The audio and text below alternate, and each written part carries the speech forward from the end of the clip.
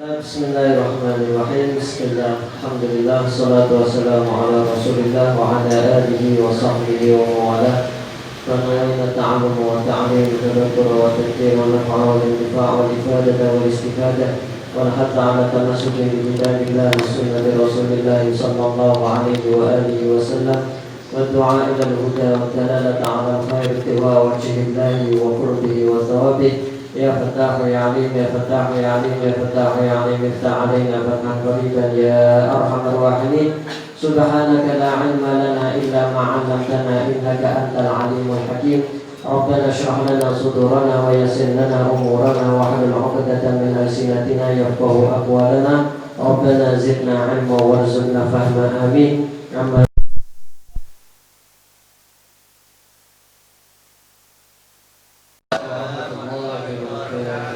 Alhamdulillah, segala puji syukur kehadirat Allah Subhanahu wa Ta'ala yang telah memberikan kita kenikmatan, kesehatan, dan keimanan dan hidayahnya sehingga kita mau dan diberi kemampuan dan kemauan untuk hadir di dalam majelis ilmu yang penuh dengan berkah ini. Sholawat serta salam kita panjatkan kehadiran junjungan kita Nabi besar Muhammad sallallahu alaihi wa alihi wasallam yang telah menyebarkan risalahnya dan menyampaikan risalahnya sehingga umat Islam di dunia ini dapat menyembah Allah Subhanahu wa Ta'ala sesuai dengan tujuan penciptaannya. Teman-teman yang dirahmati oleh Allah Subhanahu wa Ta'ala, pada kesempatan kali ini sebenarnya kita ada kesinambungan dengan penyampaian dua sesi sebelumnya atau dua pertemuan sebelumnya. Pertemuan kali ini kita pengen ngomongin masalah tentang ilmu wajib. Nah, judulnya apa tadi? Gak tahu gak bahaya tak?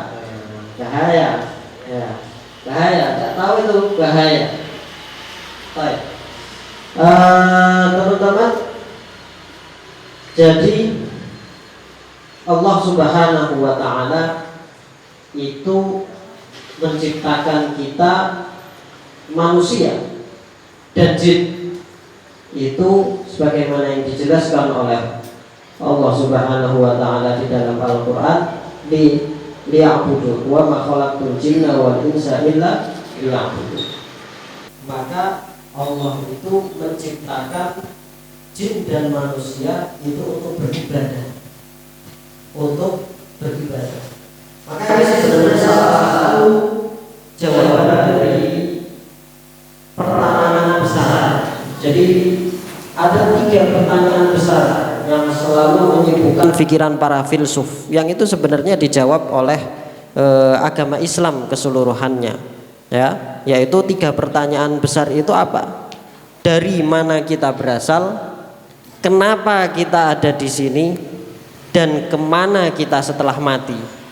Itu 3 pertanyaan besar yang menjadi kesibukan para filsuf sampai banyak dari mereka yang tersesat karena hanya berlandaskan akal dan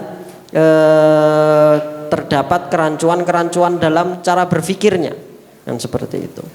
Nah, pembahasan atau tentang jawaban dari kenapa kita ada di sini, salah satunya adalah ayat itu sebenarnya sudah menjawab, ya, wa ma khalaqtul jinna itu menjawab dari mana kita berasal. Ya kan? Berarti kan kita diciptakan oleh Allah Subhanahu wa Ta'ala.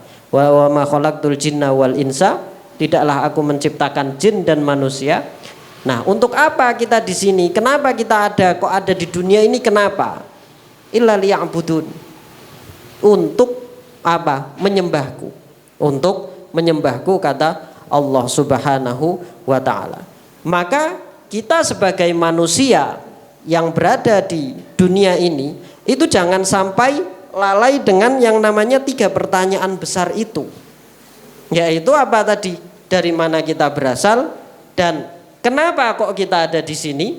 Ya. Tentu kita ada di sini bukan untuk leha-leha. Kita lihat di Al-Quran dijelaskan berbagai macam apa fungsinya kita ada di dunia ini dan kemana kita akan kembali, itu juga dijawab oleh Al-Quran di dalam dijawab oleh Allah Subhanahu Wa Taala di dalam Al-Quran. Nah, sekarang ini kita yang mau bahas ini, kenapa kita ada di sini, kenapa kita ada di dunia ini sebagai manusia. Maka Allah mengatakan illa liya'budun, untuk menyembahku.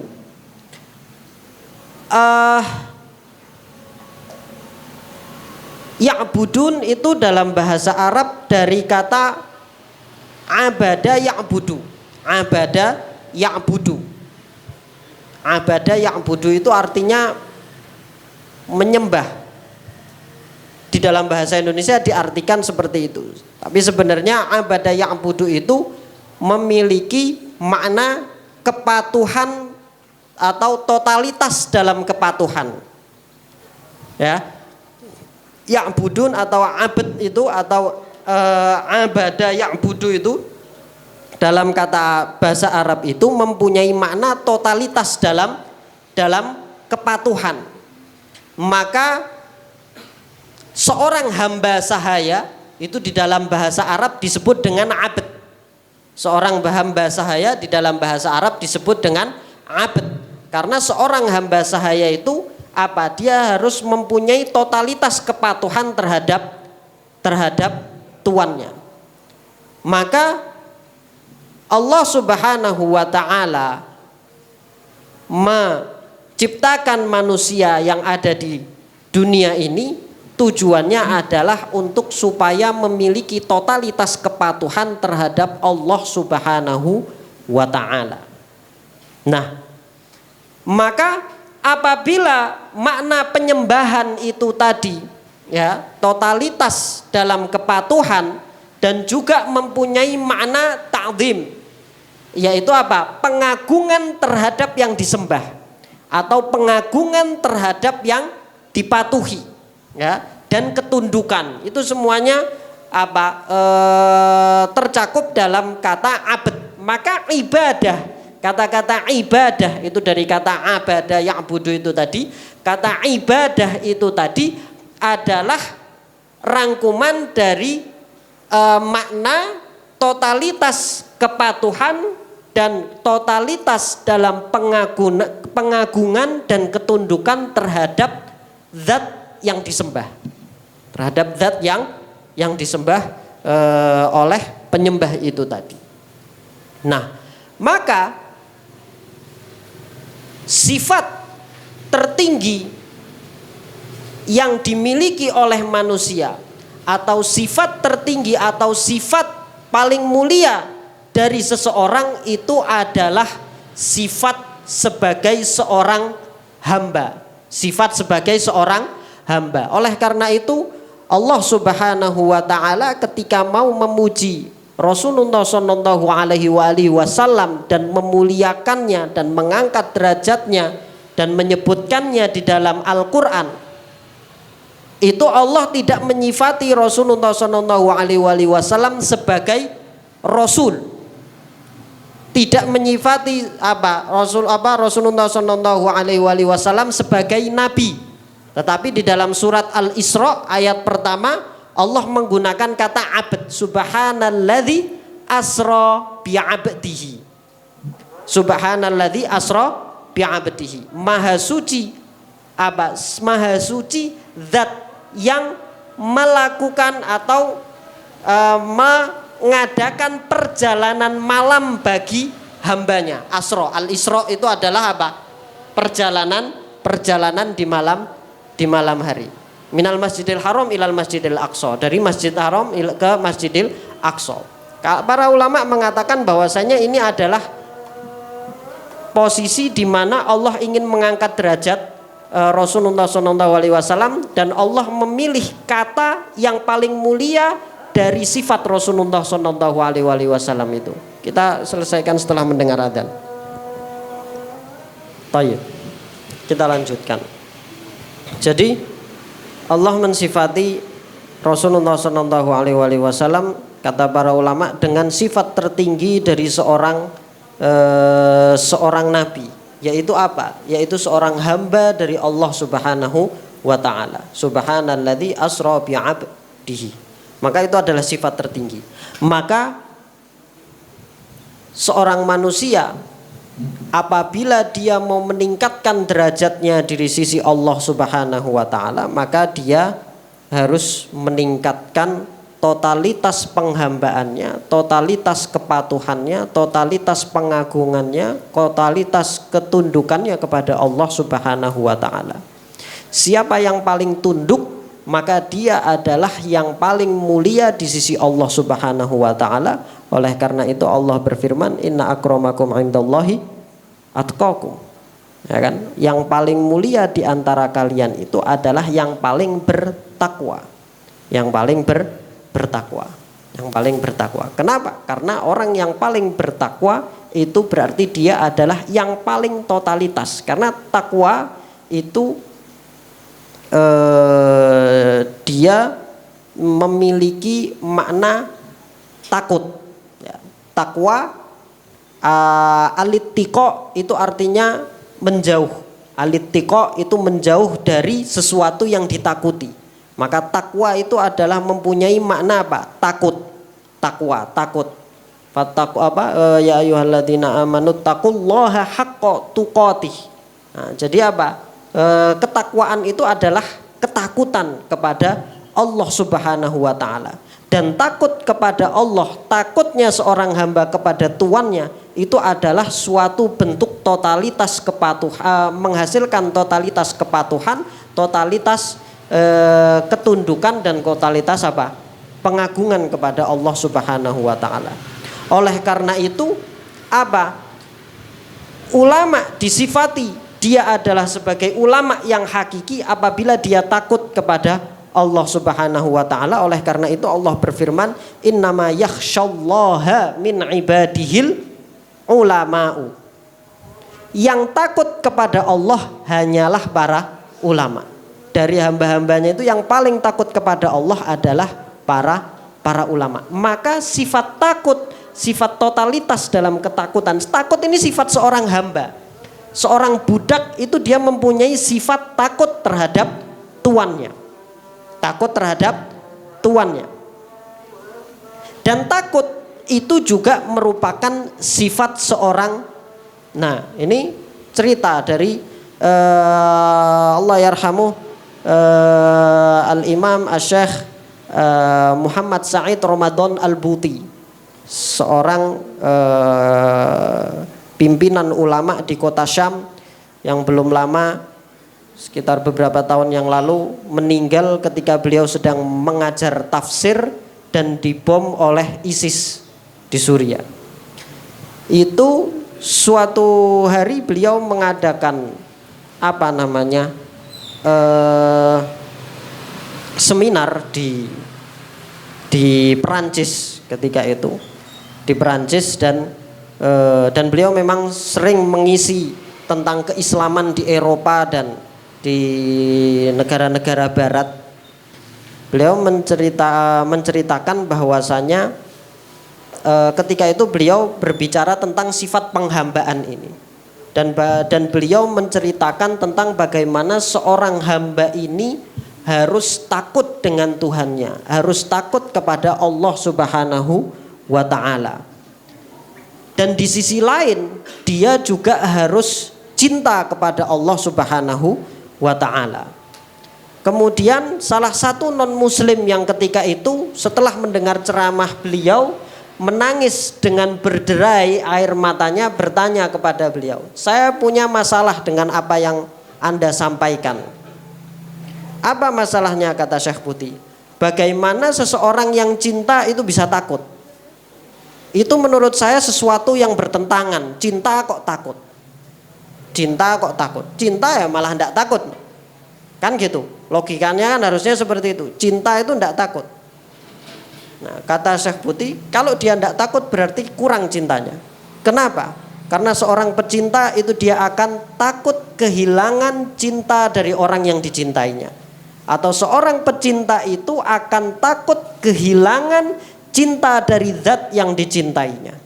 Maka seseorang yang mencintai Allah Subhanahu wa taala itu dia mempunyai totalitas kepatuhan, ketundukan dan pengagungan kepada Allah Subhanahu wa taala karena dia takut akan kehilangan cinta Allah Subhanahu wa taala. Sama seperti misalnya dua insan yang saling mencintai, dia akan melakukan apa saja yang diinginkan oleh siapa? Oleh pasangannya. Ya kan? Dia akan melakukan apa saja yang diinginkan oleh pasangannya, yang penting cintanya tidak luntur. Yang penting cintanya tidak hilang.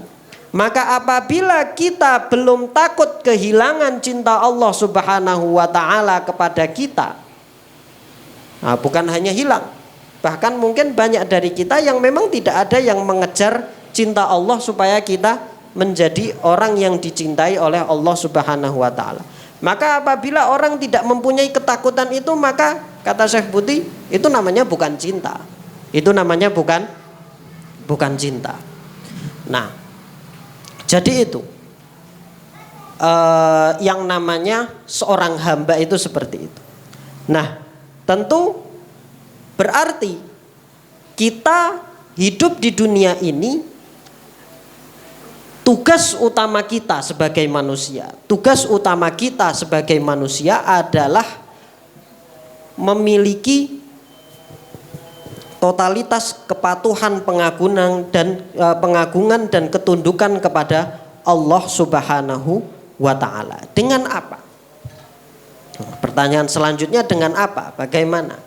Nah, Allah Subhanahu wa taala tidak menurunkan atau menciptakan kita dan menurunkan manusia ke dunia ini begitu saja tanpa ada arah dan tujuan yang jelas. Tetapi Allah Subhanahu wa taala menurunkan manusia ini ke dunia ini diikuti dengan apa? Diturunkannya rasul-rasul dan kitab-kitab.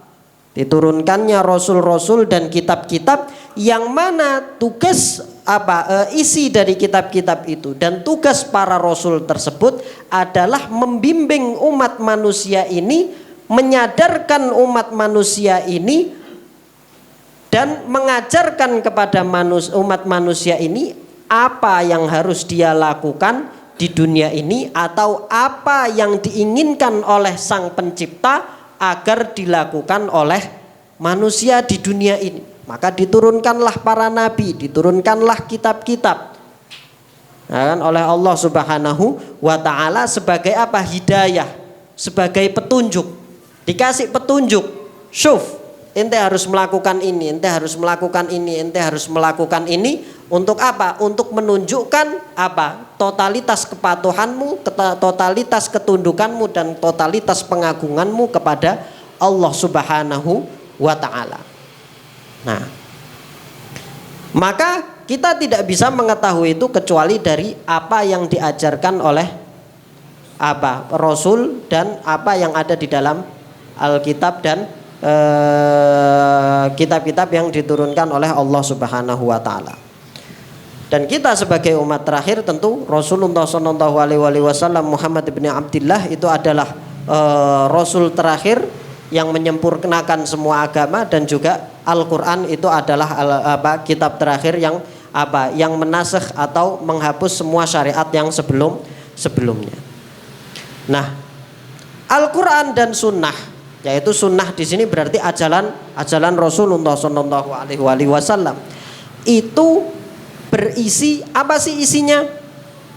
Isinya itu adalah awamir wan nawahi. Isinya itu adalah awamir wan nawahi. Apa itu awamir wan nawahi? Yaitu perintah-perintah dan larangan-larangan. Perintah-perintah dan larangan-larangan. Nah, karena suatu kepatuhan tidak bisa dilihat kecuali dari adanya perintah dan larangan. Kita bisa mengatakan si fulan itu patuh kalau misalnya dia mengikuti perintah dan menjauhi larangan. Kalau tidak ada perintah dan tidak ada larangan, tidak bisa diukur suatu kepatuhan seseorang. Maka Allah Subhanahu wa taala itu di dalam Al-Qur'an, demikian juga melalui Rasulnya, Nabi Muhammad Shallallahu Alaihi Wasallam memberikan perintah-perintah dan larangan-larangan.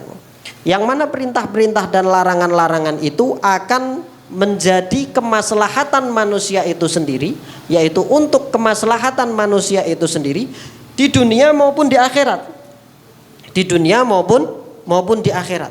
Artinya itu adalah way of life. Artinya itu adalah apa? Petunjuk hidup yang dapat menyelamatkan dia di dunia dan di akhirat.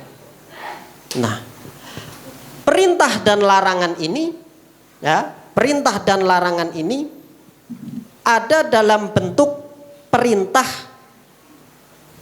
yang diperintahkan kepada perintah dan larangan ini berupa 3 macam, yaitu berkaitan dengan i'tiqadat, berkaitan dengan af'al dan turuk.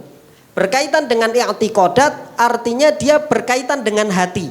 Yang pertama, berkaitan dengan hati.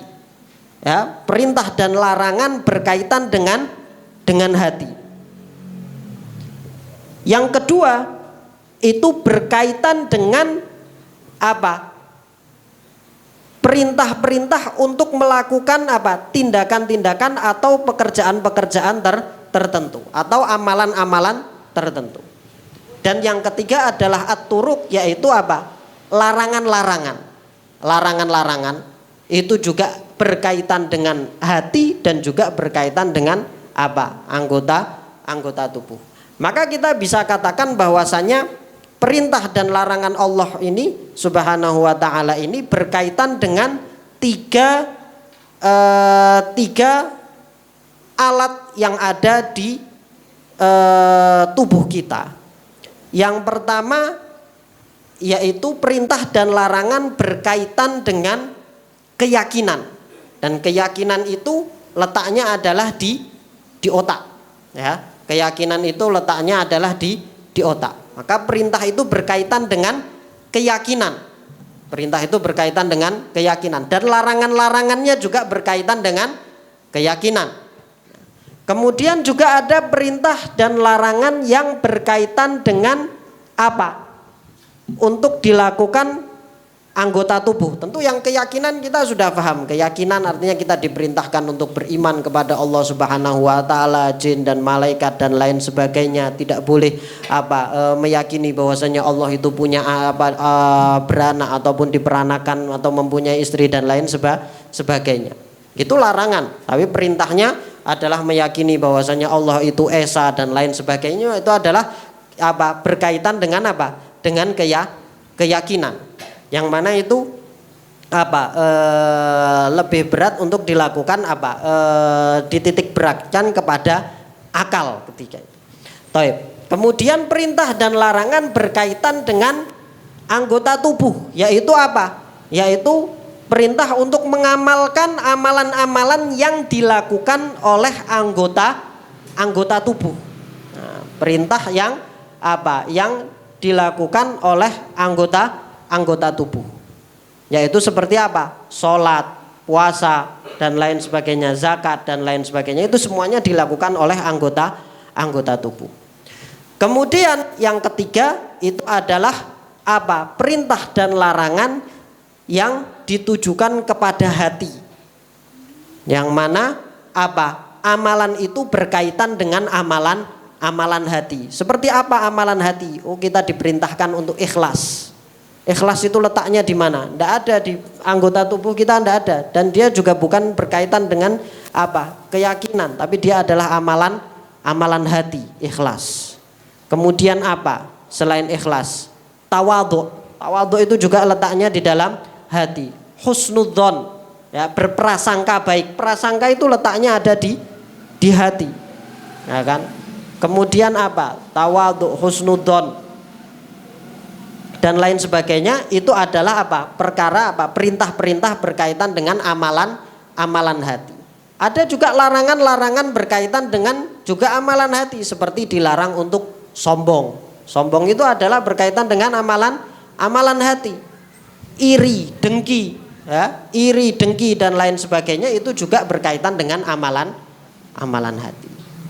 Nah, jadi itu adalah perintah Allah Subhanahu wa taala dan larangan-larangannya itu ditujukan kepada 3 objek dalam diri kita, yaitu ditujukan pada akal berkaitan dengan keyakinan, ditujukan kepada ditujukan kepada anggota tubuh untuk dilakukan dengan anggota tubuh itu berkaitan dengan ibadah-ibadah zahir, kemudian juga ditujukan kepada hati berkaitan dengan apa yang ada di dalam hati berkaitan dengan perasaan dan lain sebagainya. Maka ketundukan kita kepada Allah Subhanahu wa taala itu tidak akan bisa terlaksana kecuali kita melaksanakan perintah dan larangan tersebut. Nah, perintah dan larangan tersebut itu tidak akan kita bisa lakukan kecuali step pertamanya adalah mengetahui. Harus mengetahui. Kita sebagai manusia, apabila kita adalah orang yang peduli dengan arti dari suatu kehidupan, apabila kita adalah orang yang berakal dan berpikir kenapa kita ada di dunia ini, maka kita akan berpikir kenapa kita akan di dunia ini dan harus apa saya di dunia ini. Harus apa saya di dunia ini. Maka ketika dia sudah tahu bahwasannya saya harus menunjukkan totalitas dalam kepatuhan, pengakuan dan ketundukan kepada Allah Subhanahu wa taala, maka berarti saya harus tahu untuk supaya kepatuhan saya ini bisa diukur, saya harus tahu apa saja perintah-perintah Allah Subhanahu wa taala dan apa saja larangan-larangan Allah Subhanahu wa taala. Karena tanpa itu semua kita tidak bisa tidak bisa melaksanakan kepatuhan. Ya kan? Kita tidak bisa melaksanakan kepatuhan. Orang yang melakukan melakukan misalnya ada peraturan, ya kan, peraturan di suatu tempat. Nah, kebetulan orang ini datang dia tidak tahu tidak tahu peraturannya.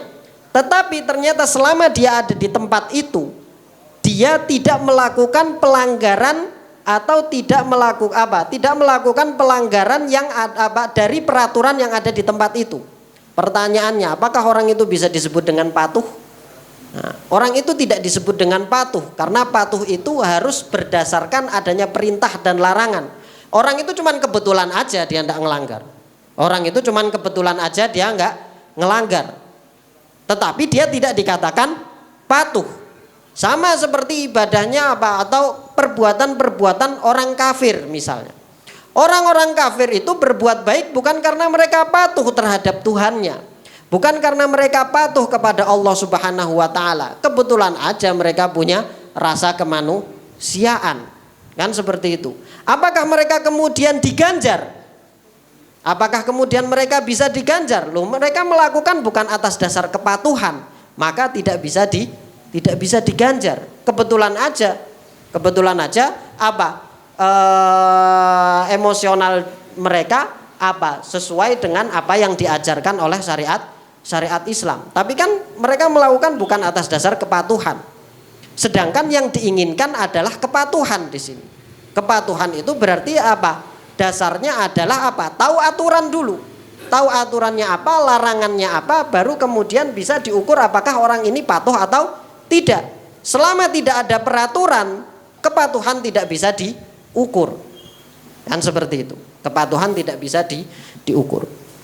Maka kewajiban manusia di dunia ini yang pertama adalah mengetahui apa yang diwajibkan bagi dia di dunia ini dan apa yang diharamkan bagi dia di dunia ini, berkaitan dengan keyakinan, berkaitan dengan amalan zahir dan juga berkaitan dengan amalan hati.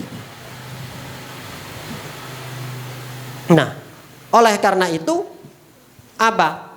jadi itu adalah kewajiban pertama. Kewajiban pertama itu adalah mengetahui apa aja sih yang wajib. Sekarang kita sudah mengetahui bahwasanya kita, kalau misalnya kita mengetahui bahwasanya jadi tugas orang yang berpikir di dalam Al-Qur'an itu selalu ada anjuran untuk berpikir, yaitu afala ta'qilun, afala ya'qilun, afala yatafakkarun dan lain sebagainya, ya. Ajakan untuk berpikir, maka berpikir itu akan menggiring seseorang akan berpikir kenapa saya ada di sini.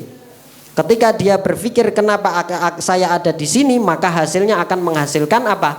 Bahwasanya dia apa? Harus patuh di dunia ini, harus menunjukkan totalitas kepatuhan di dunia. Maka pikiran dia selanjutnya adalah apa? Bagaimana saya menunjukkan kepatuhan saya? Bagaimana saya menunjukkan totalitas kepatuhan saya? Maka saya harus tahu apa saja tugas-tugas saya di dunia ini, sehingga saya bisa dikatakan bahwasanya saya adalah apa? Seorang hamba yang patuh. Kan seperti itu. Seorang hamba yang patuh. Nah, maka dia harus mencari tahu apa saja yang harus saya yakini, apa saja yang harus saya lakukan. Dan bagaimana saya mengelola apa hati saya apa berkaitan dengan apa perintah dan larangan yang berkaitan dengan 3 objek dalam diri kita itu tadi. Nah, jadi itu yang pertama. Kemudian selanjutnya setelah dia tahu, ya, oh saya harus beriman kepada Allah Subhanahu wa taala. Saya harus meyakini apa bahwasanya Nabi Muhammad SAW itu adalah utusan Allah. Oh saya harus sholat, oh saya harus apa? Saya harus zakat, saya harus puasa, harus ini dan lain sebagainya. Oh saya tidak boleh sombong, saya tidak boleh riak, saya tidak boleh apa?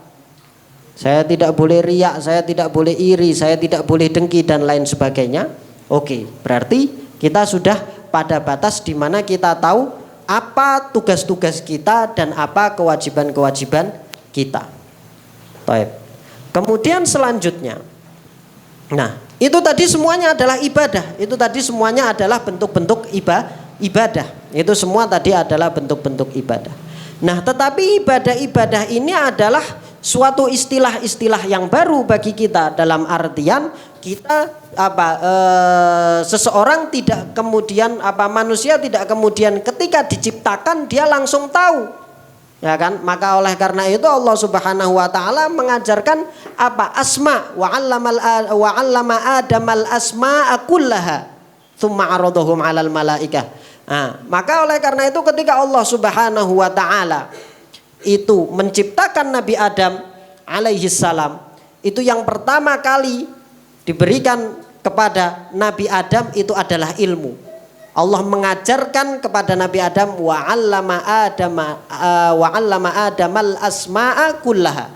Allah mengajarkan kepada Adam apa? Nama-nama semuanya. Semua nama-nama, yaitu istilah-istilah itu tadi. Maka dia harus tahu. Maka kita harus tahu juga nama-nama dari perintah-perintah yang Allah Subhanahu wa taala perintahkan. Salat itu apa? Puasa itu apa? Zakat itu apa?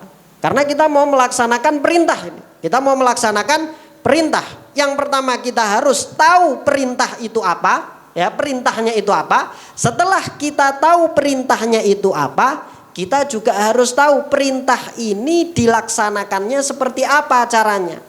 Nah, bagaimana supaya perintah ini ketika kita lakukan sesuai dengan yang diinginkan oleh Sang Pencipta. Bagaimana perintah yang diberikan kepada kita ini bisa kita laksanakan sesuai dengan SOP-nya. Kan seperti itu. Nah, sesuai dengan SOP-nya. Sehingga karena orang terkadang ya, misalnya sekarang di perusahaan apa segala macam dan lain sebagainya. Oh, dia sudah melaksanakan tugas tetapi tidak sesuai dengan, sehingga tidak dianggap apa? Dianggap salah. Tetap dianggap apa? Salah, dianggap melanggar, dianggap tidak sah. Demikian juga ketika kita ada perintah dari Allah Subhanahu wa taala, ada perintah untuk beriman, ada perintah untuk beramal, ada perintah untuk menghindari sesuatu yang haram, ada perintah untuk berkaitan dengan amalan hati, maka kita pertama harus tahu definisinya apa. Kemudian yang kedua, karena itu dia adalah suatu amalan, ya, kalau yang berbentuk amalan, maka kita harus tahu amalan ini dilaksanakannya seperti apa.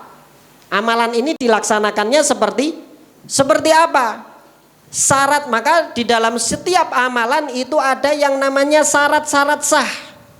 Syarat-syarat sah suatu amalan, yang mana apabila amalan itu tidak memenuhi syarat-syarat sah, amalan tersebut tidak tidak sah. Seperti misalnya sholat, syarat-syarat sahnya apa? Harus suci dari hadas kecil dan hadas besar. Maka walaupun dia melaksanakan perintah sholat, tapi dalam keadaan berhadas, maka tidak apa? Tidak sah. Atau dia apa? Sholat tidak menghadap kiblat. Ya kan? Sholat tidak menghadap kiblat. Loh, ini SOP-nya harus ngadep kiblat, Mas. Ya kan? Walaupun khusyuknya kayak apa sholat itu, sampai dia nangis-nangisnya kayak apa ketika sholat, ya, sampai gerung-gerung, sampai nangis darah, saking khusyuknya misalnya, tapi dia tidak ngadep kiblat atau tidak wudhu dan lain sebagainya, ya tetap tidak sah. Tetap tidak sah. Kenapa? Sesuai SOP.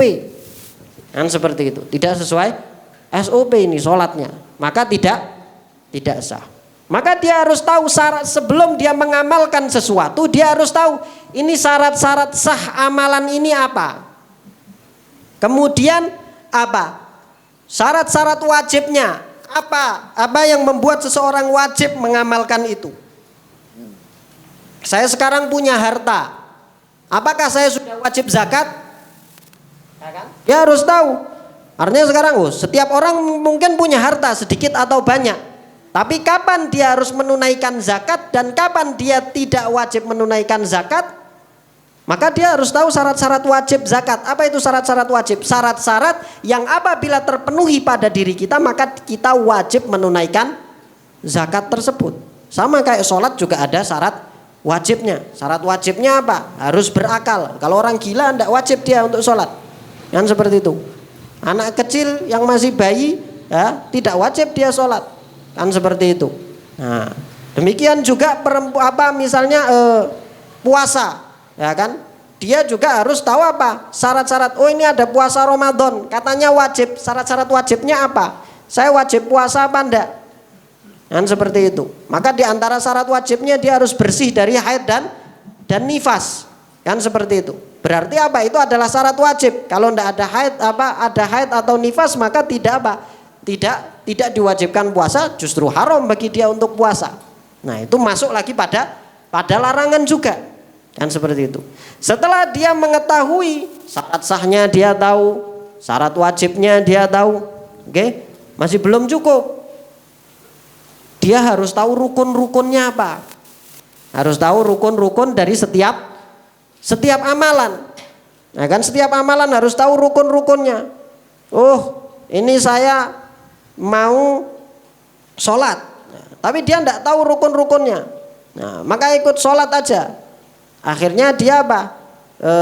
Sujudnya cuma sekali. Sah apa enggak kalau sujudnya cuma sekali? Tidak sah. Tapi kalau tidak pakai tahiyat awal, sah atau tidak? Tahiyat awal itu sunnah. Maka apa? Maka sah. Maka dia harus tahu ini mana ini yang bikin sholat saya sah sama yang bikin sholat saya tidak sah. Mana rukun-rukunnya? Kan seperti itu. Wudhu. Oh, saya tidak basuh telinga, sah apa enggak? Nah, wudhu itu cuma sunnah. Kan seperti itu.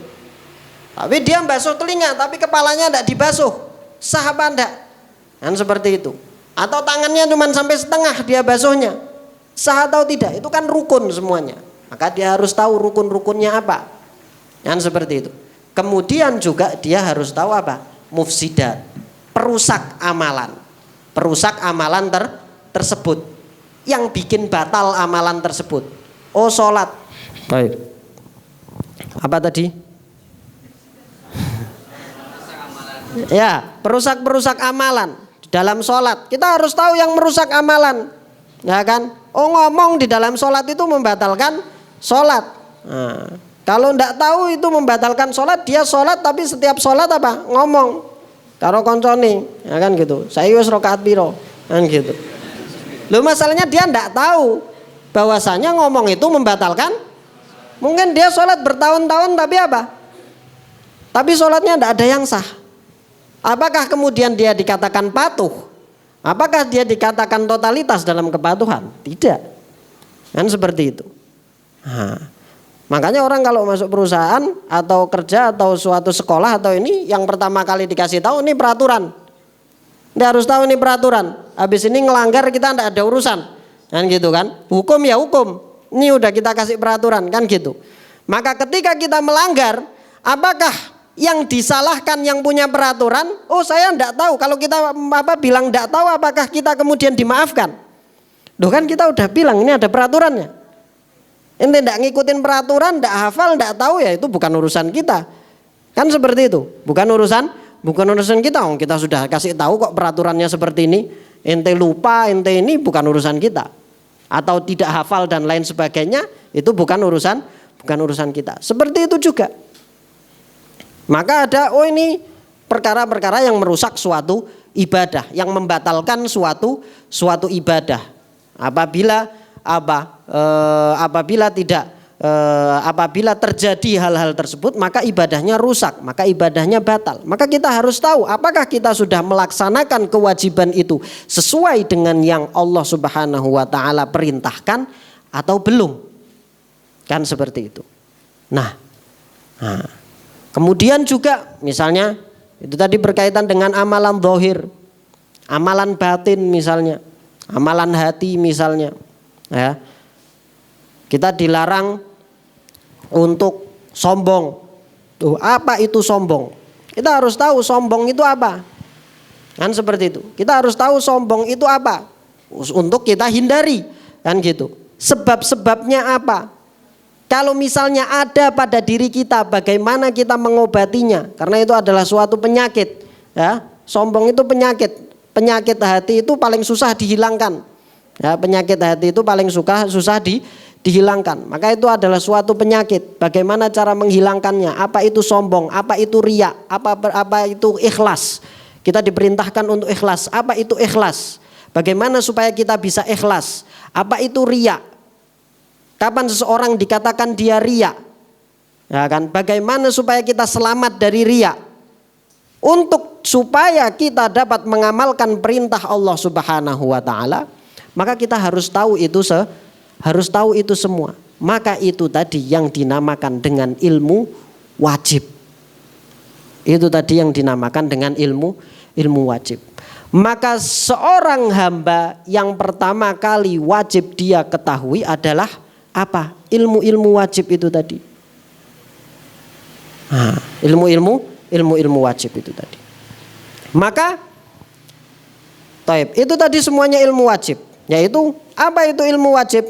Kata para ulama, ma yajibu amaluh yajibu ilmuh.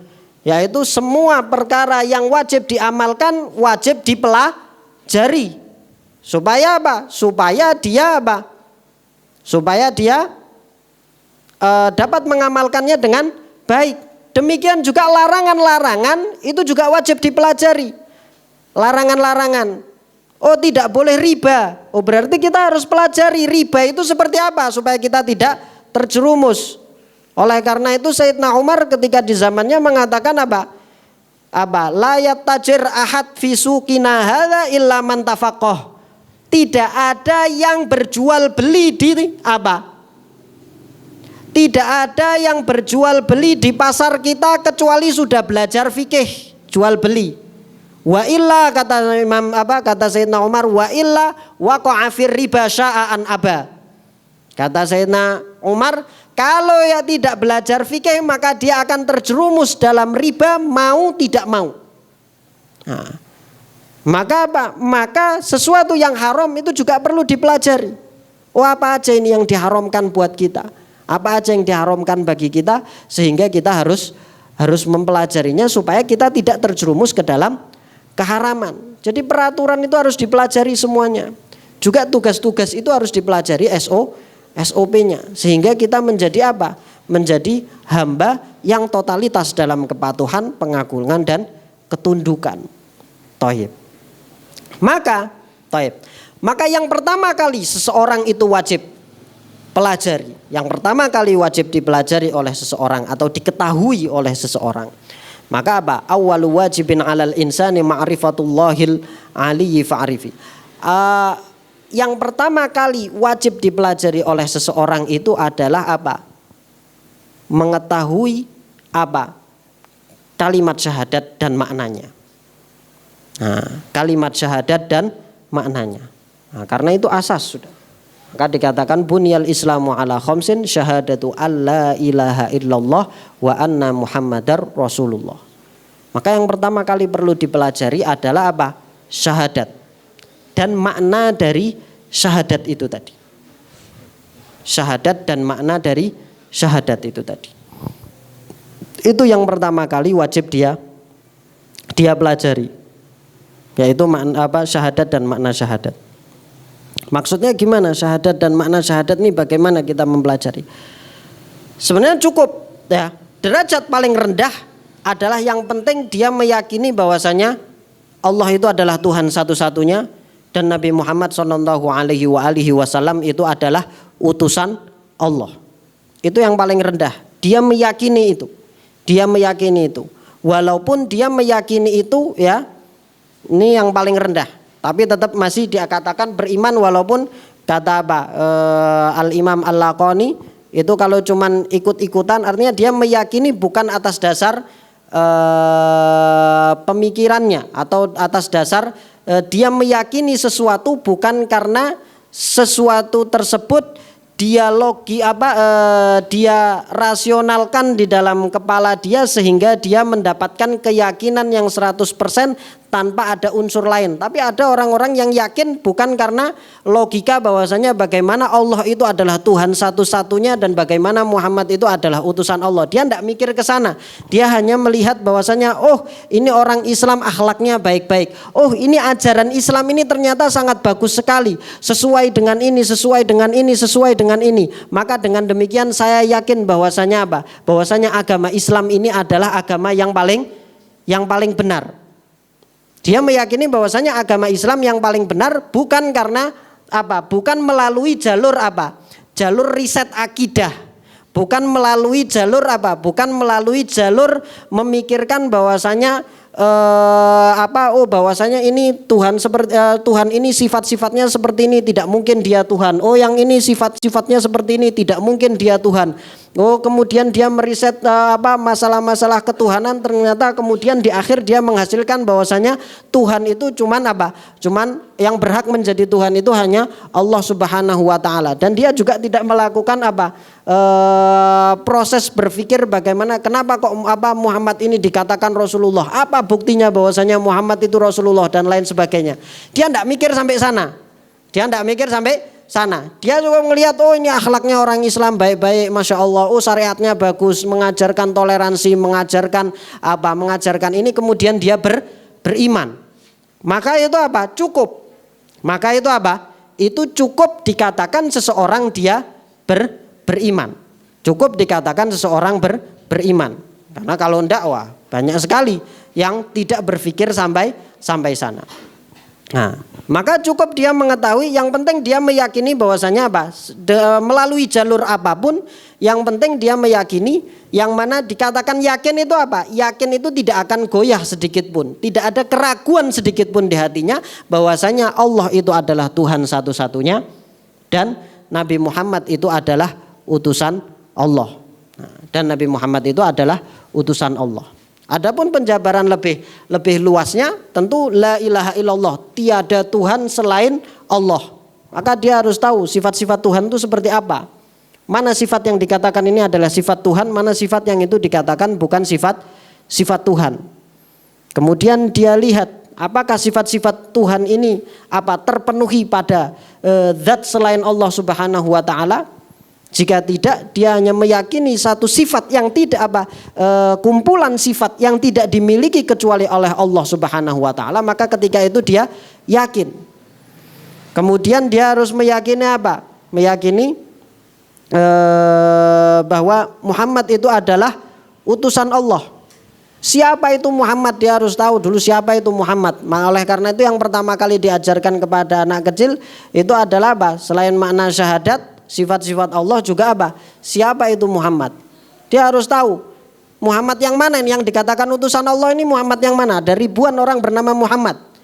Kan seperti itu. Dia harus tahu Muhammad yang mana. Ya kan? Kenapa kok dia dikatakan utusan Allah? Apa buktinya dia utusan Allah? Kan seperti itu. Apa buktinya dia utusan Allah? Nah, itu kalau misalnya dia berproses dalam mengimaninya melalui jalur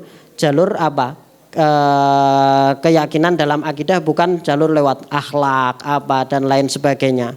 Nah, seperti itu. Itu dalam dalam masalah akidah. Itu yang pertama kali harus diyakini oleh setiap orang dan harus ditekankan kepada setiap orang yang balik.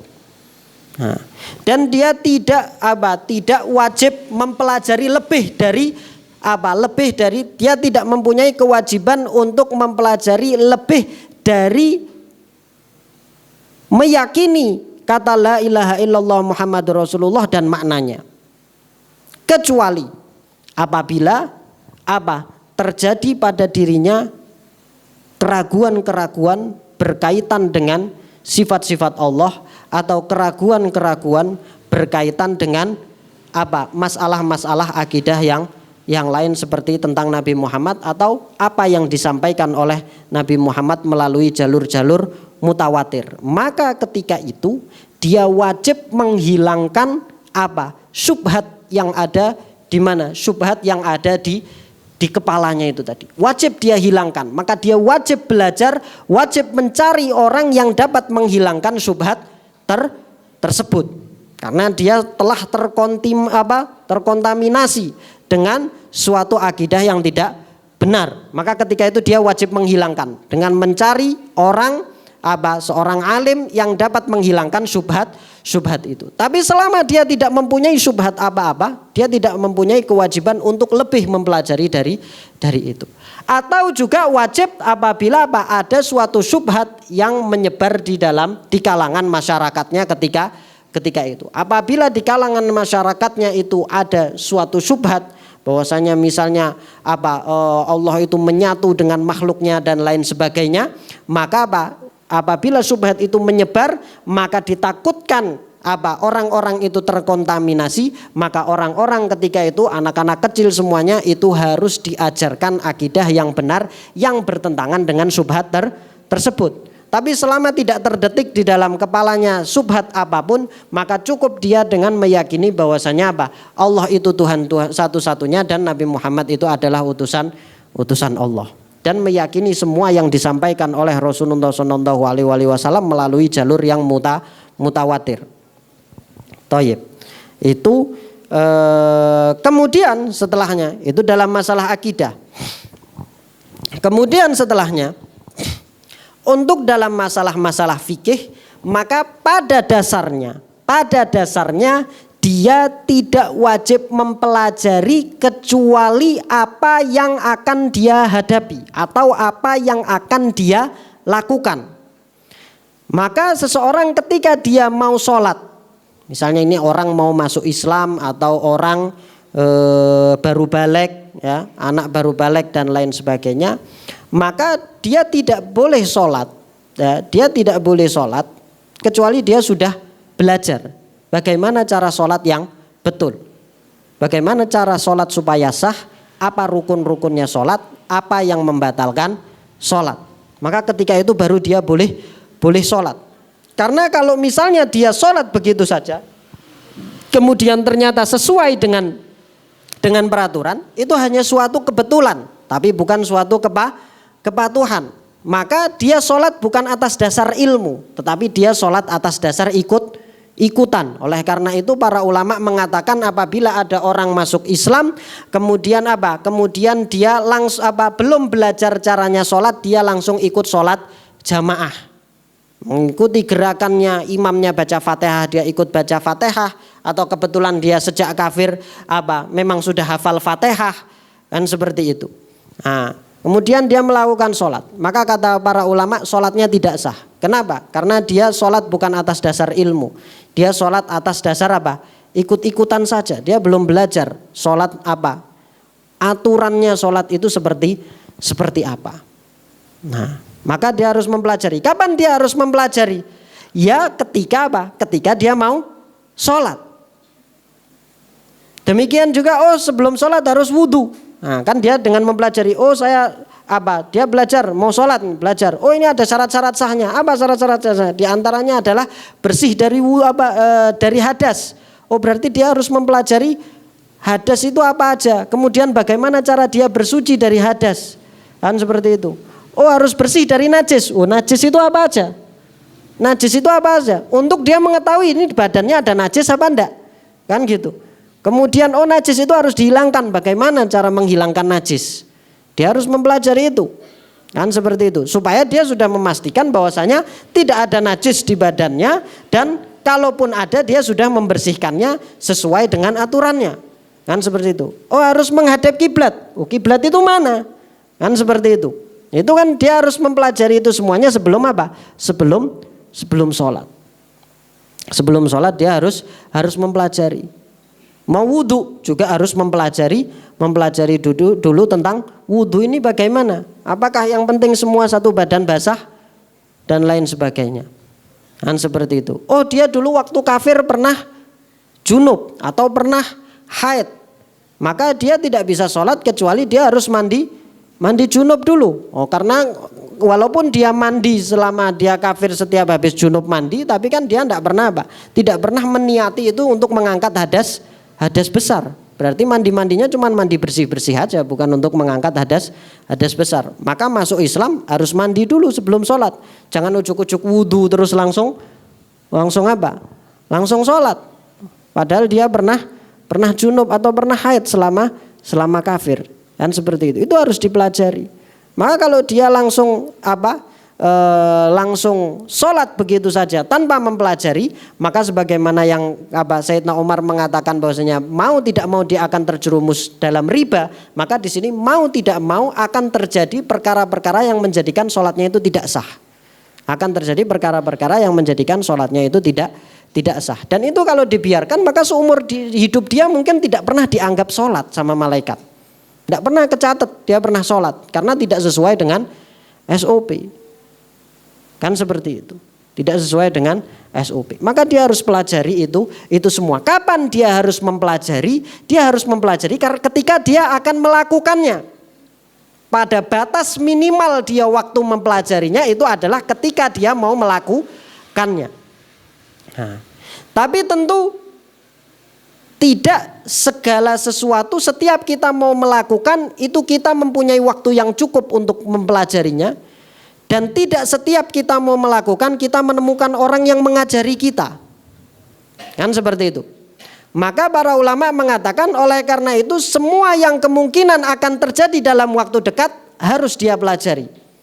Maka dia harus mempelajari apa itu syarat-syarat sah sholat. Begitu masuk Islam, begitu begitu balik dia harus mempelajari apa itu syarat-syarat sah sholat, apa itu rukun-rukun sholat, apa itu yang membatalkan sholat. Bentar lagi mau puasa, kapan seseorang itu wajib puasa, ikut hisab atau ikut ru'yat kan pada bingung. Kemudian apa yang membatalkan puasa, harus ngapain, kapan seseorang dikatakan puasa, harus pakai niat atau tidak pakai niat. Kan seperti itu. Niatnya cukup sekali atau harus tiap hari. Seperti itu. Kemudian apa saja yang membatalkan puasa, kapan saya boleh tidak puasa, dan saya kalau tidak puasa karena sebab tertentu apakah harus mengqadha atau cukup dengan fidyah atau harus dua-duanya. Kan harus diketahui itu semuanya sebelum dia melakukan. Demikian juga orang mau nikah. Saya mau nikah. Ya kan, mau nikah. Maka apa yang harus diketahui, syarat-syaratnya, syarat-syarat sahnya apa? Siapa yang boleh saya nikahin? Jangan nanti saudara sesusu ya dinikahin, ya kan? Saudara kandung dinikahin, atau misalnya bibinya sendiri dan lain sebagainya. Ya kan? Setelah itu syarat-syarat sahnya? Harus ada walinya. Ya kan? Janganlah kawin lari kan gitu. Kemudian apalagi? Setelah nikah, kewajiban saya sebagai suami apa? Batasannya apa? Sebagai istri, kewajiban saya sebagai istri apa? Batasannya apa? Sehingga pernikahan itu berjalan sah. Kemudian kemudian juga tidak ada keharaman-keharaman yang terjadi di dalam suatu pernikahan dan lain sebagainya. Semua ibadah, mau sedekah, mau zakat, mau bisnis, mau berjual beli, mau semuanya ada hukumnya. Tidak ada satu tindakan pun di dalam kehidupan ini kecuali dia ada hukumnya. Hukumnya. Maka apa yang rata-rata terjadi itu perlu dipelajari. Yang sering terjadi, yang akan terjadi dalam waktu dekat perlu segera dipelajari. Jangan nunggu mau terjadi atau mau melakukan baru dipelajari. Belum tentu dapat guru, belum tentu dapat belum tentu ada waktu. Maka perlu belajar sholat, maka perlu belajar wudhu, maka perlu belajar tayamum. Apalagi suka hiking, naik gunung ya kan, sampai atas ya kan, woi tayamum aja gitu kan.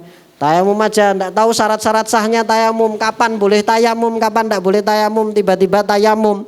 Ya kan? Tiba-tiba ditemukan sholat duduk di dalam tenda. Loh, ini kok sholat duduk di dalam tenda? Ente ngapain sholat duduk di dalam tenda? Kan gitu. Nah, soalnya tendanya sempit lah, kan bisa sholat di luar. Nah, enggak tahu, asal aja. Pokoknya ibadahnya ngasal. Berarti tidak mempunyai totalitas dalam kepatuhan. Tidak mempunyai totalitas dalam ketahuan. Belajar tayamum dan lain sebagainya, toharoh, sholat, kemudian kapan sholat jamaah itu sah, kalau beda sama imamnya salah, dan lain sebagainya berkaitan dengan sholat jamaah, jamak, kosor, kapan boleh jamak, kapan boleh kosor, ya enggak? Nah, sholat Jumat, siapa yang wajib sholat Jumat, apa saja udur orang boleh tidak sholat Jumat. Kan seperti itu. Belum nanti zakat. Oh saya bukan orang kaya, ngapain saya belajar zakat? Oke, ente tidak perlu belajar Tidak perlu belajar siapa yang wajib zakat. Tapi Anda perlu belajar siapa yang boleh menerima zakat. Nah, kadang-kadang orang asal, oh ini ada pembagian zakat, ikut. Ya kan? Oh ini ada pembagian zakat, ikut. Loh, dia enggak pelajari dia ini berhak menerima zakat apa enggak? Karena jatuhnya uang haram itu kalau misalnya diterima sama orang yang tidak berhak menerima zakat. Kan seperti itu. Zakat itu kan cuma untuk 8 orang. Ya kan, untuk 8 golongan. Dia enggak masuk di 8 golongan itu. Yang penting dia maunya duit aja. Oh ada bagi-bagi duit dia hadir. Kan seperti itu. Enggak pakai tanya, ini apa ini? Uang zakat apa uang apa? Maka ulama zaman dulu, para salaf zaman dulu kalau dikasih sedekah, kalau dikasih sesuatu, dia tanya, ini apa? Zakat, sedekah, hadiah atau apa? Kalau misalnya zakat, ya kan? Kalau misalnya zakat dan dia tahu itu dia bukan orang yang berhak untuk menerima zakat, maka dia akan nolak atau akan dia terima untuk diberikan kepada orang yang dia tahu bahwasanya itu orang itu berhak untuk menerima zakat. Kan seperti itu. Nah, puasa, haji ya nanti belajarnya kalau mau haji. Makanya sebelum haji biasanya ada manasik. Nah, ada manasik, ada pelajaran manasik. Karena dia harus tahu ini nanti di haji ngapain. Jangan cuma ikut-ikutan aja, enggak sah orang cuma ikutan itu tadi. Mau jual beli dan lain sebagainya, mau bisnis dan lain sebagainya, itu harus mempelajari ilmunya. Itu berkaitan dengan amalan-amalan zahir, yaitu kapan akan terjadi. Pada asalnya adalah kapan akan terjadi baru dia wajib belajar. Tapi belum tentu dia selalu menemukan waktu dan belum tentu dia selalu menemukan guru. Maka yang akan sering terjadi, yang akan terjadi dalam waktu dekat harus segera dipelajari. Sisanya itu bisa dipelajari bisa bertanya ketika terjadi sesuatu atau mau melakukan sesuatu yang tidak sering dan dia belum pelajari, maka tanya, minta fatwa. Kan seperti itu. Oh ini ada seperti ini hukumnya apa? Tanya. Tetapi yang sering terjadi, selalu terjadi seperti sholat, wudhu dan lain sebagainya, itu harus dipelajari dari sejak awal. Kan seperti itu. Nah karena itu terlalu banyak. Nah demikian juga dengan masalah-masalah hati. Demikian juga dengan masalah-masalah hati. Dan tidak ada orang yang tidak punya penyakit hati. Tidak ada orang yang tidak punya penyakit hati. Sedikit orang yang bersih hatinya itu sedikit. Ya, sedikit orang yang hatinya bersih. Maka dia harus pelajari ini sesuatu yang haram dilakukan oleh hati, suudon. Apa itu suudon? Maka dia harus tahu supaya dia tahu dia ini sedang suudon atau enggak. Kan gitu. Sombong. Apa itu sombong? Supaya dia tahu ada sombong enggak di dalam dirinya. Iri, dengki, supaya dia tahu ada iri, dengki enggak di dalam hatinya. Kan seperti itu. riya, dia harus tahu apa itu riya supaya dia apa? Tahu bahwasanya di dirinya itu ada riya atau tidak. Setelah itu, setelah dia mengetahui, oh di dalam hati saya ada, oh ternyata ada sombong, oh ternyata ada iri, oh ternyata ada dengki. Nah, maka dia harus apa? Harus tahu cara pengobatannya, cara pengobatannya. Bagaimana supaya saya tidak sombong lagi? Bagaimana saya supaya tidak riak lagi? Bagaimana saya supaya apa? Tidak iri dan dengki lagi? Atau misalnya tidak ada di dalam hatinya, maka dia harus tahu apa sebab-sebab seseorang itu iri supaya kita menjauhi sebab-sebabnya, supaya tidak terjerumus dalam iri, dengki dan lain sebagainya. Dan lain sebagainya. Maka itu adalah ilmu-ilmu wajib. Itu adalah ilmu-ilmu wajib yang wajib dipelajari oleh setiap orang muslim. Oleh karena itu, dan itulah makna dari hadis Rasulullah SAW, thalabul ilmi faridhatun ala kulli muslim. Menuntut ilmu itu wajib buat setiap muslim. Apa ilmu apa yang wajib dituntut oleh setiap muslim? Apakah ilmu pertanian dan lain sebagainya? Bukan, yaitu ilmu yang wajib dipelajari itu adalah ilmu berkaitan dengan amalan yang wajib untuk diamalkan.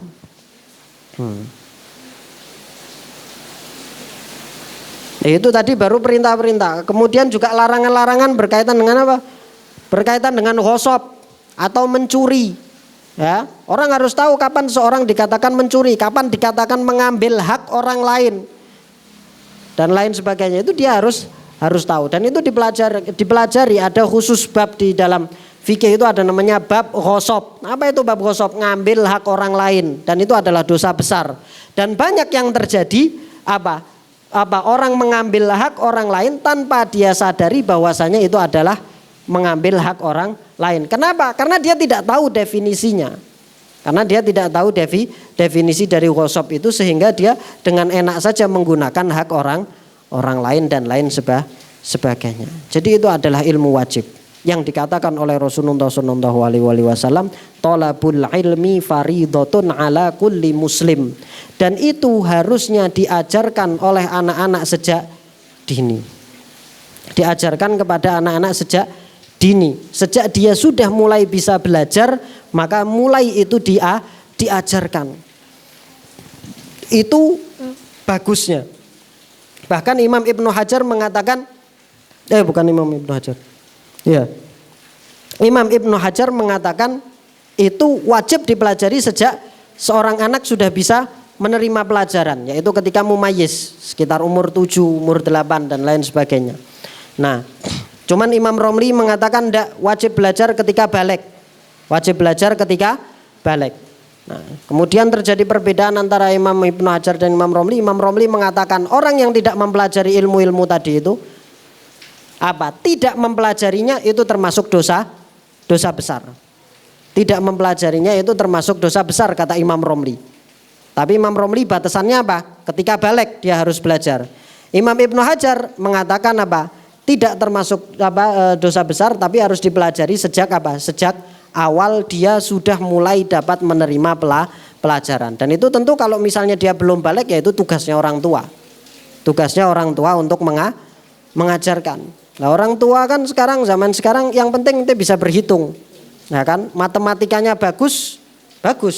Ya kan? Sholat enggak sholat masih kecil. Ya kan? Sholat enggak sholat masih kecil. Nanti aja kalau udah besar. Nah, kalau udah besar tidak terbiasa sholat. Nah, anak kecil tuh masih bisa nurut. Kalau udah besar, pinter debat. Kan kayak gitu. Disuruh sama orang tua dia debat, karena dari kecil tidak dibiasakan. Dari kecil tidak diajari. Kan seperti itu. Dan itu banyak sekarang ditinggalkan oleh siapapun, ya.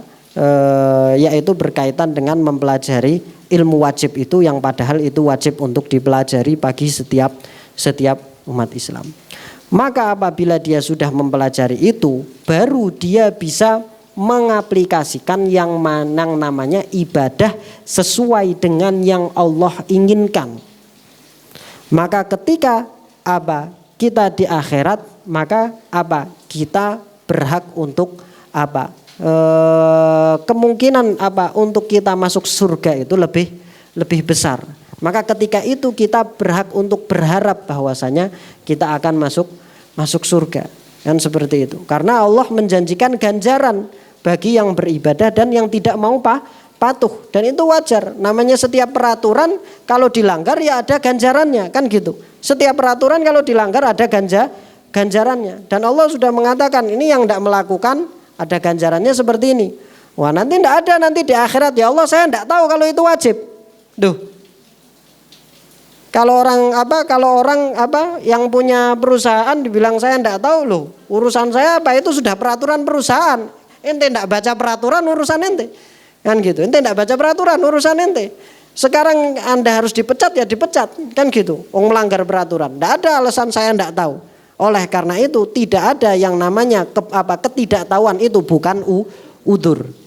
Ketidaktahuan itu udzur di dalam Islam karena dua hal. Dua hal yang menjadikan ketidaktahuan itu udzur. Yang pertama dia baru masuk Islam. Maka dia apabila tidak melakukan pelanggaran karena ketidaktahuan, maka itu udzur selama dia tidak mempunyai waktu yang cukup untuk mempelajari hal tersebut. Yang kedua, apabila seseorang hidup jauh dari ulama. Hidup jauh dari ulama dan dia tidak mempunyai biaya untuk pergi belajar. Yang dimaksud dengan ulama apa? Ulama yang dimaksud di sini bukan ulama yang benar-benar alim, enggak. Yang penting orang yang tahu perkara-perkara yang wajib itu tadi dan perkara-perkara yang haram. Cukup itu saja. Cukup itu saja. Itu yang wajib dipelajari sebagai seorang muslim, sebagai hamba Allah Subhanahu wa taala yang harus menunjukkan totalitas kepatuhan kepada Allah Subhanahu wa taala. Saya kira sampai di situ cukup. Wallahu a'lam. Sallallahu ala sayyidina Muhammadin wa ala alihi wasallam. Alhamdulillah, masyaallah tabarakallah. Kita baru saja mendengarkan penyampaian materi langsung dari Ustadz Arif As-Sofi tentang ilmu-ilmu yang wajib kita pelajari sebagai seorang muslim. Di antara lainnya ada akidah, fikih, dan tazkiyatun nafas. Nah, jadi untuk teman-teman, pengumuman sedikit. Kami dari Teras Dakwah membuka program baru yang berjudul Karima Series. Di mana di program ini kita akan mempelajari beberapa ilmu. Yang pertama ilmu akidah, ilmu fikih, dan tazkiyatun nafas. Seperti yang disampaikan oleh Ustadz Arif As-Sofi. Dan untuk tanggal mulainya, mulai tanggal 21 Januari di hari Ahad. Setiap hari Ahad dari jam 8 sampai zuhur.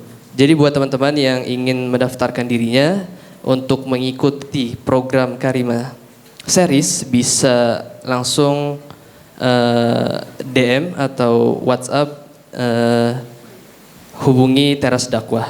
Dan pengumuman yang kedua, untuk teman-teman semua yang ingin juga bisa ikut andil, ikut berkontribusi dalam infak, sedekah, zakat ataupun wakaf, bisa langsung ke linknya atau ke websitenya sedekah.terasdakwah.com.